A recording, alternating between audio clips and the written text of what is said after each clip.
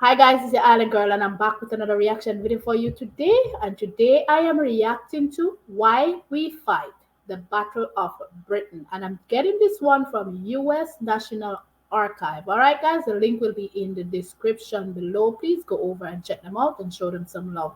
Alright, so I'll be doing this one in two parts because this video is pretty long, close to an hour. So we're going to get right into this one. So if you're new to my channel, it's your first time here, welcome. Thank you for being here.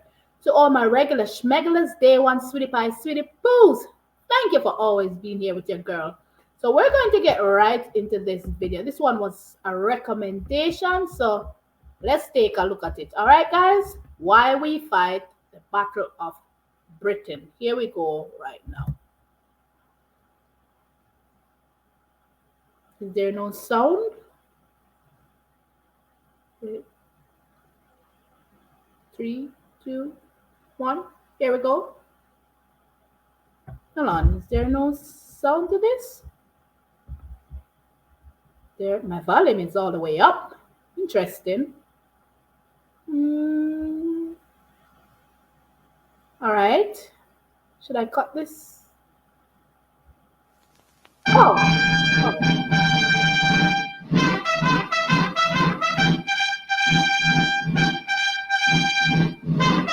Right.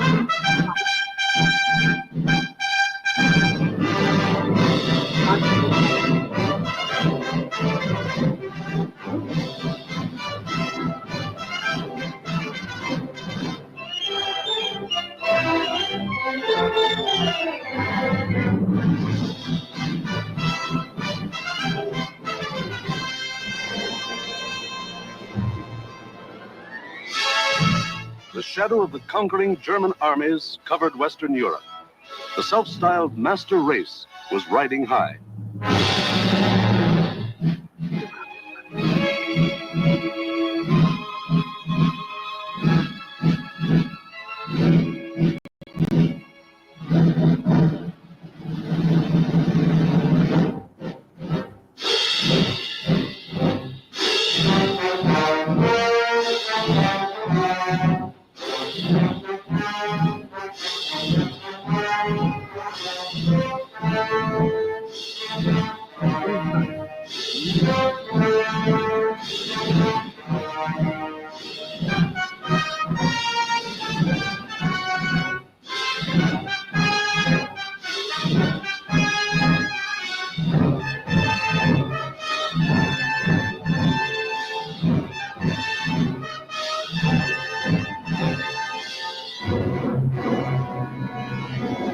Now Adolf Hitler stood just as Napoleon had stood more than 100 years before, and looked across the English Channel to the one fighting obstacle that stood between him and world domination.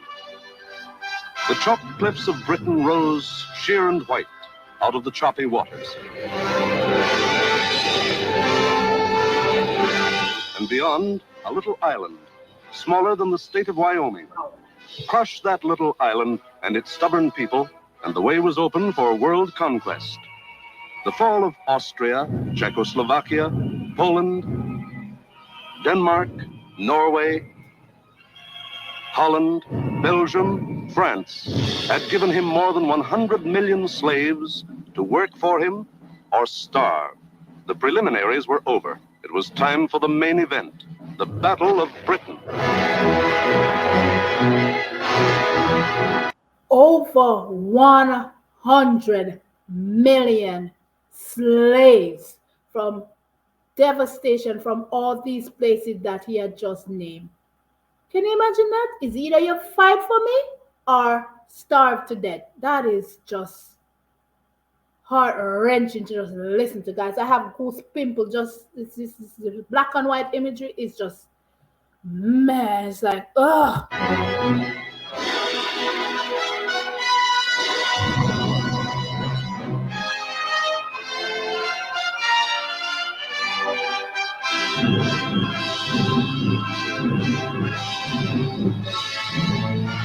Oh! Hitler and his generals feverishly drafted their plans for the conquest of Britain. Every detail must be anticipated. A slip now might wreck the whole timetable of world conquest.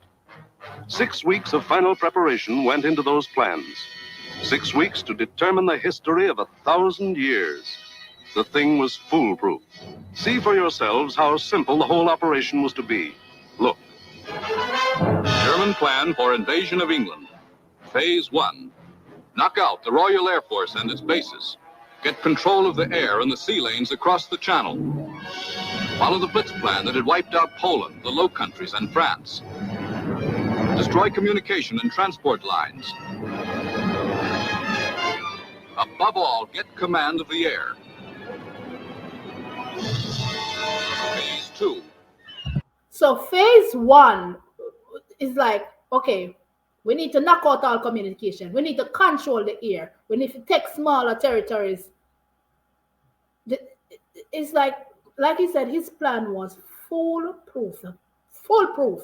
That, look here, this is going to work. When I saw that quote from him, I was like, yeah, he meant business. Jesus. Pulverize the coastline with dive bombers.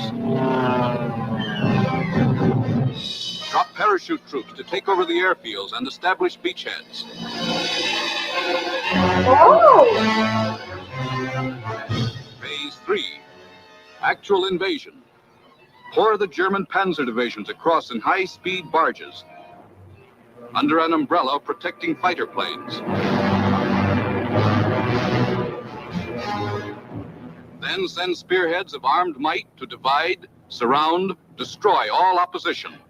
That's all there was to it.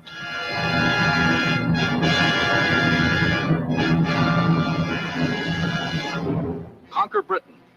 Force the surrender of the British fleet. Then, with the combined sea power of Germany, Britain, Italy, France, and Japan, he could control the seas and tell us where to head in. Oh, wow. The torch of freedom flickered low. On the Channel invasion coasts, more than 100 fully equipped German divisions were singing the Nazi theme song, "We are sailing against England," as they waited the word from Hitler.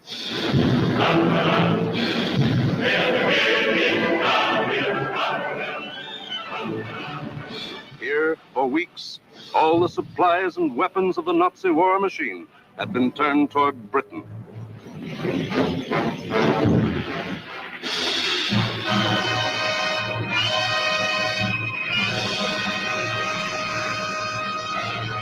The jaws of the Nazi whale were set to swallow Jonah.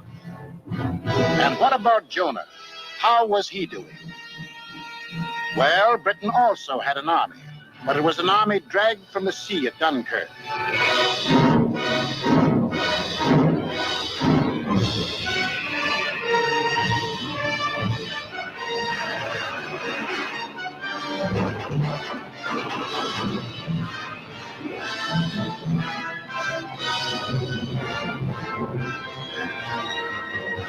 An army without weapons.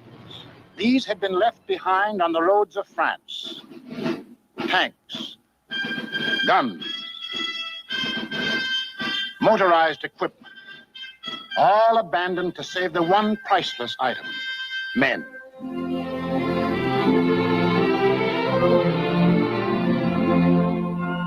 In all of Britain, there was not enough equipment for one modern division.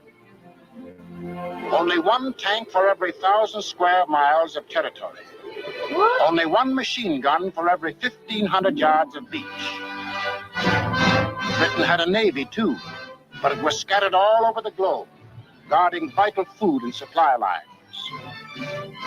And the British knew it would be suicide to use their fleet in the narrow waters of the English Channel with the German Air Force in control of the air. Britain also had an air force. An air force outnumbered 10 to 1 by the enemy, both in men and machines. And then there was Britain herself, the people of Britain, the people who were to be terrorized and forced to surrender. They knew that every man, woman, and child, in uniform or out, would be Hitler's target in the onslaught that might come at any moment. They knew they had a job to do, and not much time to do it in. The young, the not so young, and the old. The clerk, the butcher, the farmer, the member of parliament, they formed the civilian army, Britain's home guard. They started from scratch.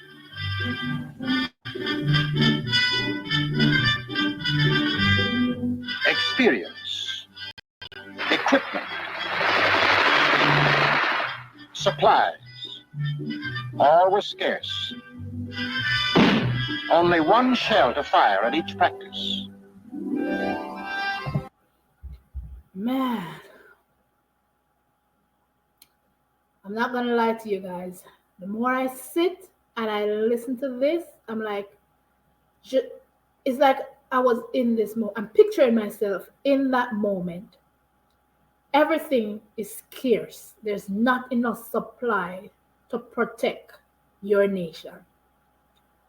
But the people is so willing and ready to protect their own. It's like this small little place, like a pin drop.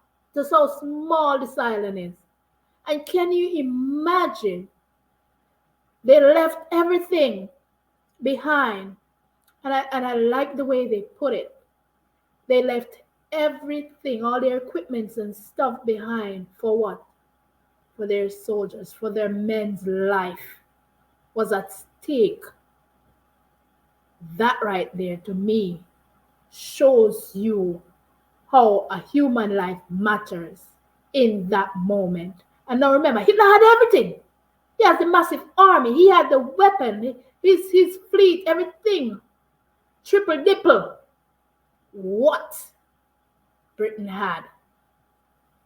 Jeez. The women of Britain refused to be left out. We'll enlist too. We'll put up the barrage balloons.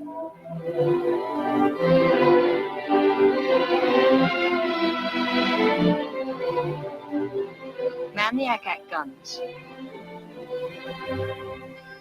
We'll run the railroads and get the trains through on time. Aww. Ferry the planes.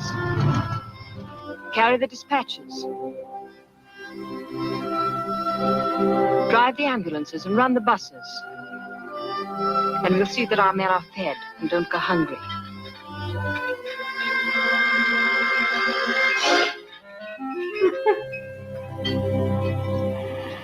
Others work.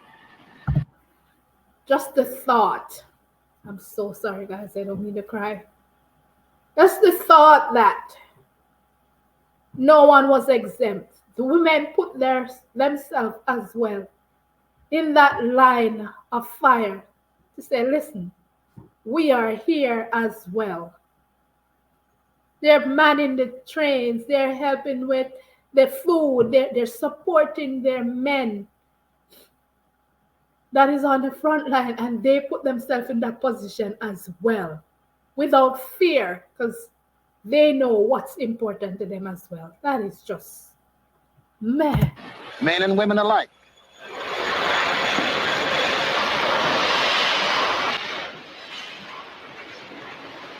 They worked full time, overtime, double time, 40 hours a week, 50, 60, 70. Hours meant nothing. Fatigue meant nothing. Until the government forced them to cut down hours because over-fatigue was hurting production.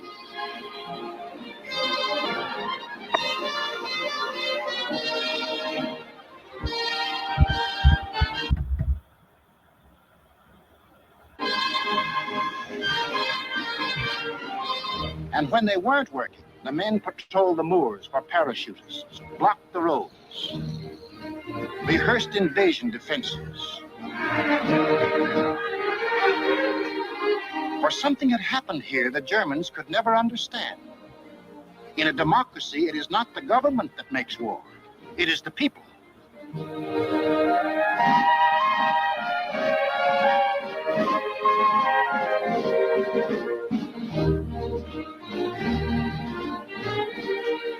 To lead them, the people had chosen Winston Churchill as their prime minister. And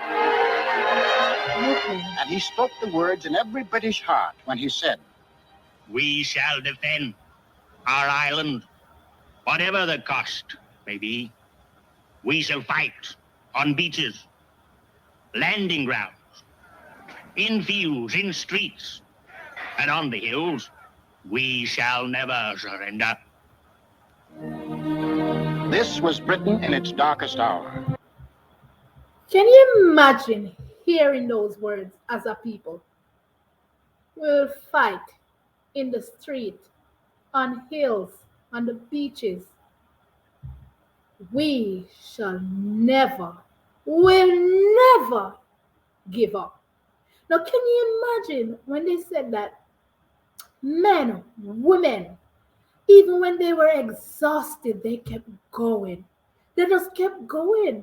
And they had to tell them, listen, you gotta slow down. Because production was getting a little wanky. We need that focus.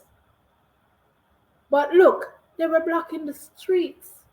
They were being supported both on both spectrum, from both ends. Men and women supporting each other. Oh my word. The people knew they were in for the worst the Nazi mind could invent, yet they didn't panic or run away. They patrolled and waited. They drilled and waited. They worked and waited. Waited for the terror they knew was coming. Then it came.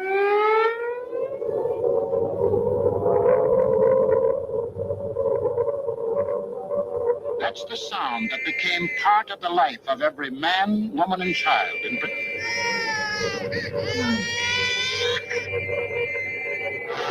August 8th, 1940, and the battle for Britain is on. 30 enemy aircraft over the channel, flying due west.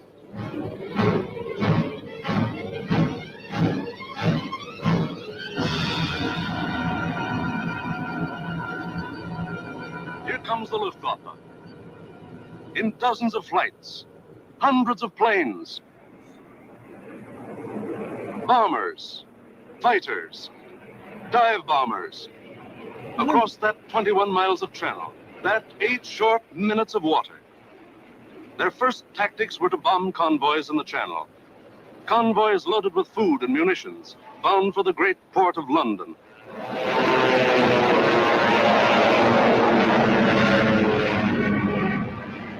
Crazy.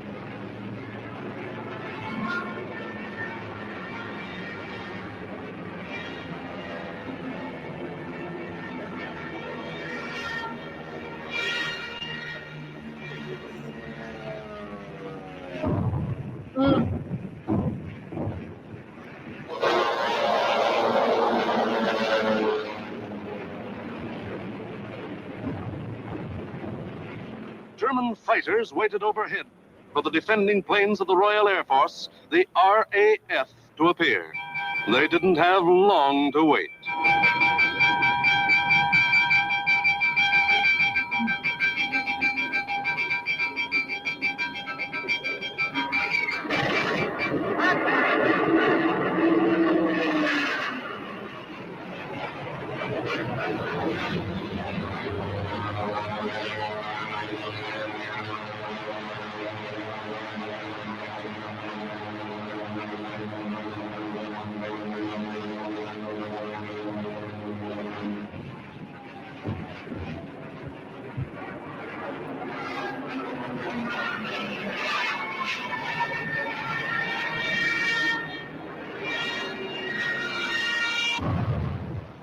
The RAF came, facing odds of 6, 8, 10 to 1, and dove in, shouting the old hunting cry, "Tally-ho!"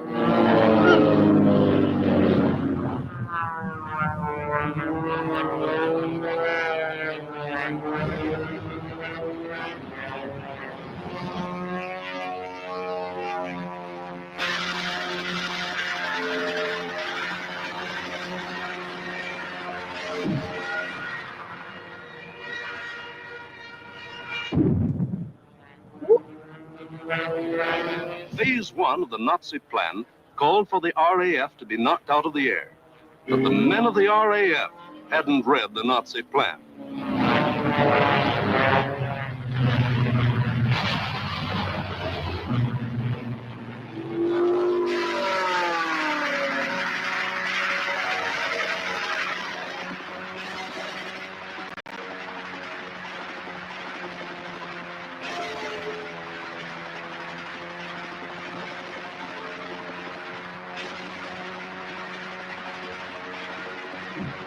In the first 4 days, the RAF knocked 182 German planes out of the sky. Woo! For the next week, the Germans attacked the coast cities from the Thames River to Weymouth.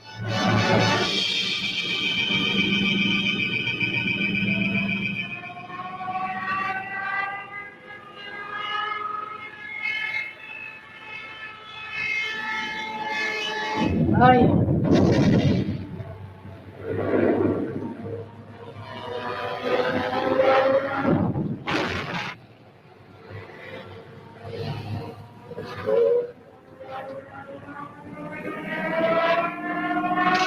Mr. Jetty, take cover.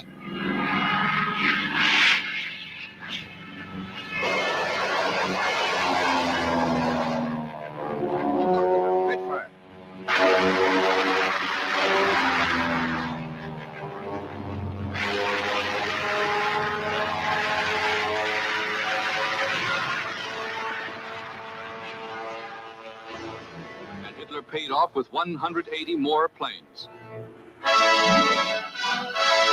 Then the Luftwaffe battered the great port towns of Southampton, Plymouth, trying for a knockout before the flow of supplies from overseas became more than a trickle.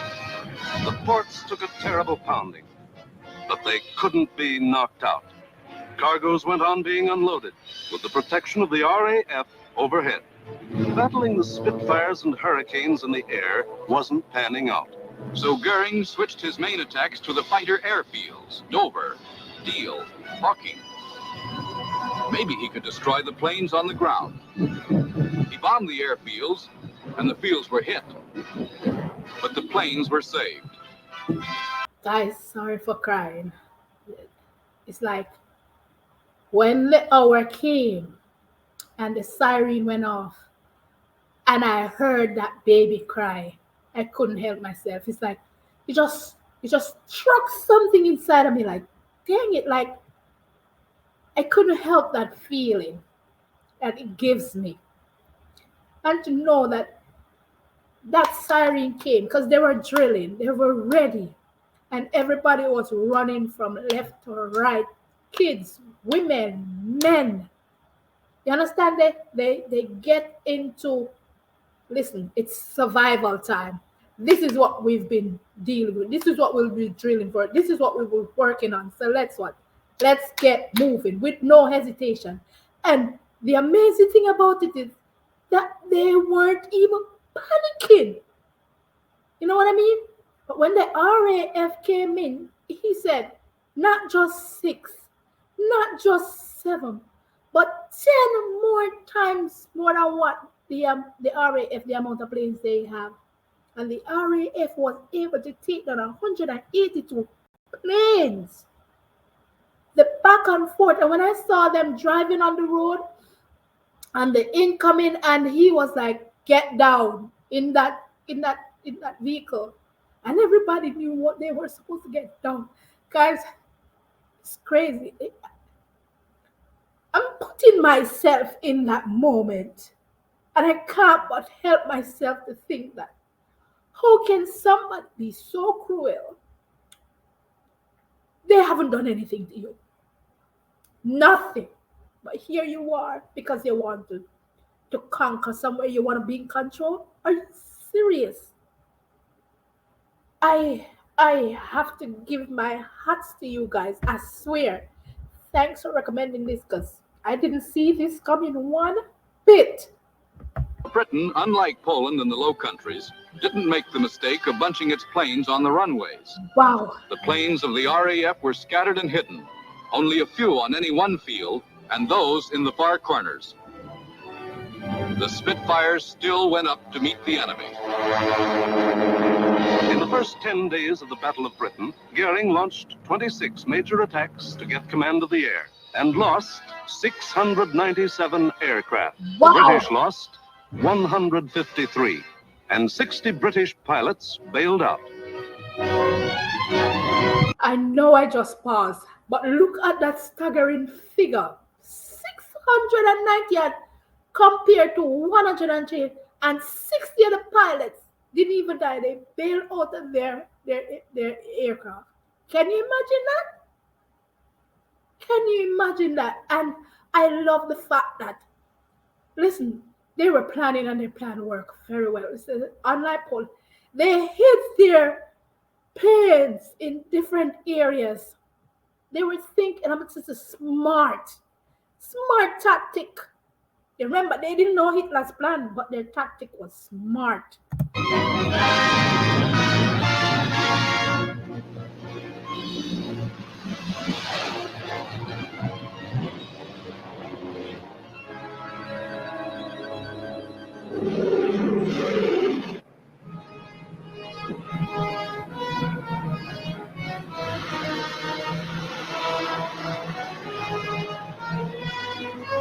Imagine, they bailed out and they were saved. Valuable trained men were saved and ready to fight again, but the crews of Goering's planes were lost to him forever.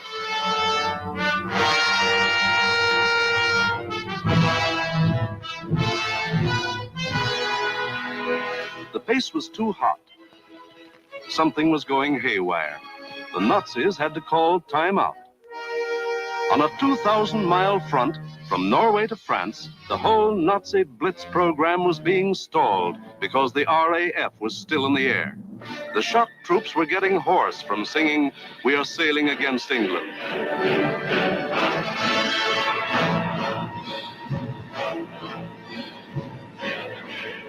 The long-range German guns were getting hot from throwing shells across the channel.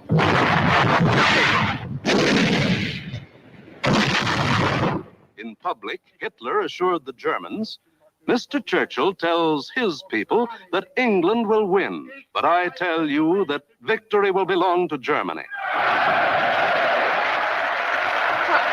But in private, he sent for Goering, the boss of the Luftwaffe, and put him on the hot seat. Goering was told to do something and do it quick.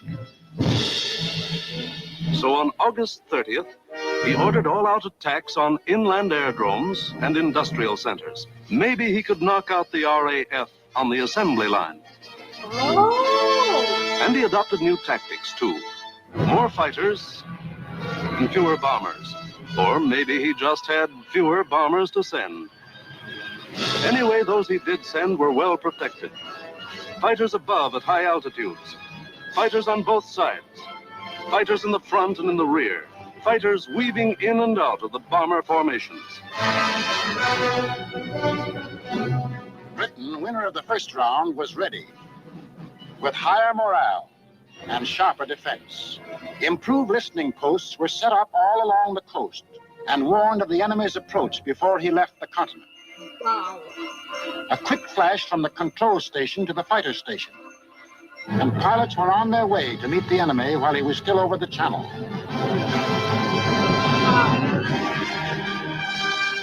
Day after day, out of sight and almost out of sound of the watchers on the cliffs, 4, 5, and 6 miles above, the battles raged over the Dover area.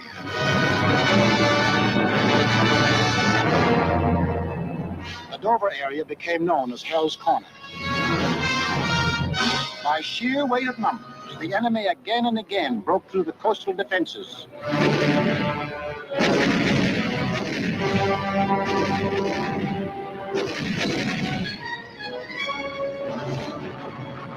And reached inland to the airdrome. Aircraft plants,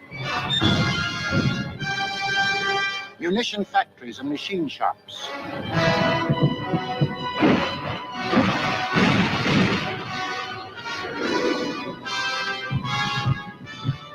Hello, gunfire in the southeast. Right.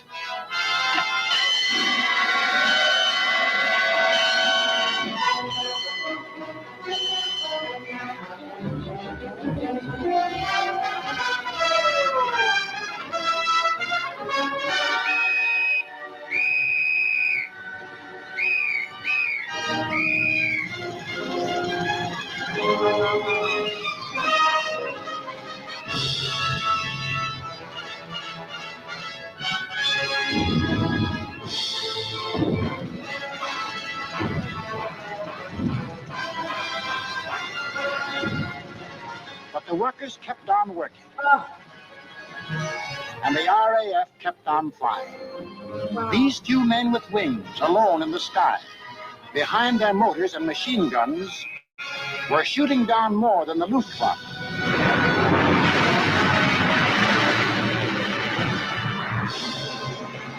They were smashing the whole Nazi plan of world conquest.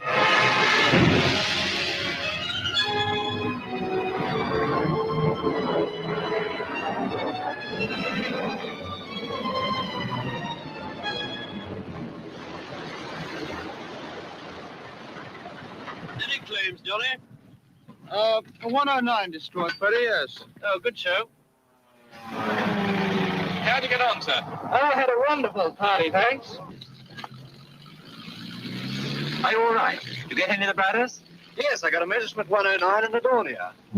Between August 24th and September 5th, 35 major attacks were launched. They cost the Germans 562 planes, while the British lost only 219 planes and saved 132 pilots. Invasion. Guys, I'm not gonna lie. Every time I see the figures when they come up and say, listen, the Germans lost this amount, Britain saved this amount, plus the amount of lives saved, my heart is happy.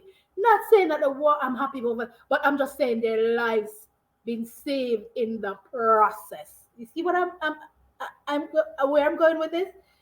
I just can't imagine being in that situation. Look, when the whistle went out, everybody put on their hard hats and they kept working. And I'm like, the resilience, it's like nothing stopped them. There's like, we have a job to do and we're going to do it, and there's nothing that can stop us. They had lookouts at every point. Can you imagine the RAF? They weren't much, but they got the job done. I feel so proud. It's crazy. I don't know which other way to explain it. I feel so proud, like I'm one of them there working and going, and I'm like, my respects to you guys. I'm like, I did not see this coming. I don't know your history like that to ever sit and watch something like this, and I'm like, oh my God, my heart is wrenching. But at the same time, look how resilient, look how amazing and brave you guys were in that moment. Oh my God, my heart is full just sitting here and watching this.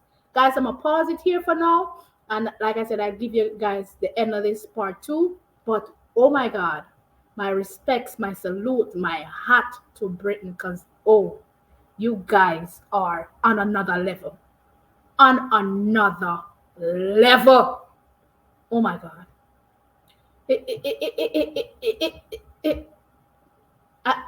I'm lost for words. I'm literally lost for words. Wow. It's your island girl, and I'm running out of here. Stay tuned for part 2. Jeez. You guys fought. You fought. You did. Love each other. Be kind. Keep yourself safe.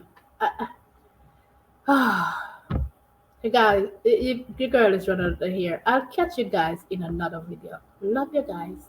Bye.